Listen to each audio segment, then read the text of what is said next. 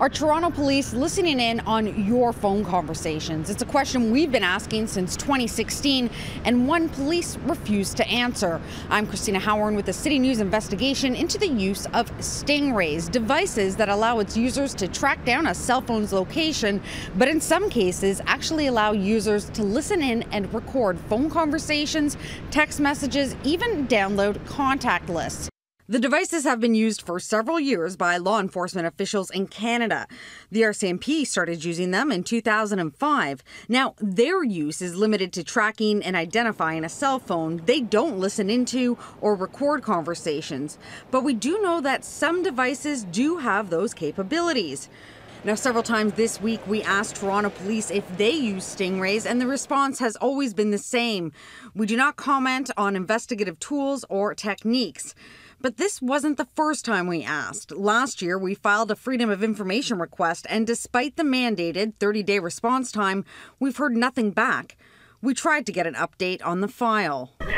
You may leave a message. However, please be aware that your call will only be returned should we require any additional information to facilitate the processing of your request. If they haven't responded within the designated time period, they're obligated to do that. Dr. Anne Kavoukian is Ontario's former privacy commissioner, and though she's appalled by Toronto Police's handling of our information request, she's even more upset that they refuse to answer the question. I find that completely unacceptable because at the very least, the police or whoever is doing this, RCMP, etc., they should give notice to the public so that people know they're making use of this technology. Calgary police say they've used stingrays in 21 investigations since 2015, but only to identify a cell phone, not listen in. Winnipeg police admit they own a stingray.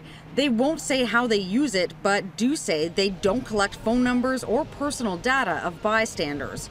The devices capture data from general areas, meaning they aren't limited to specific addresses or units. I think we should be concerned because as law-abiding citizens, we have a right to privacy and to our freedom to walk about, go about where we wish to, communicate with whoever, without fear of that information being intercepted.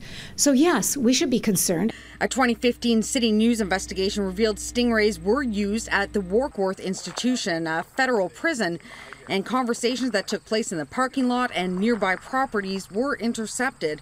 An access to information request reveals that Corrections Canada has actually contracted out surveillance of multiple prisons to confirm phones were being used inside. Now, Canada's Privacy Commissioner is still investigating the use of stingrays at the Warkworth Correctional Institute, but their investigation into the RCMP's use of the devices is expected in coming days. At Bain College, Cristina Howorun, City News.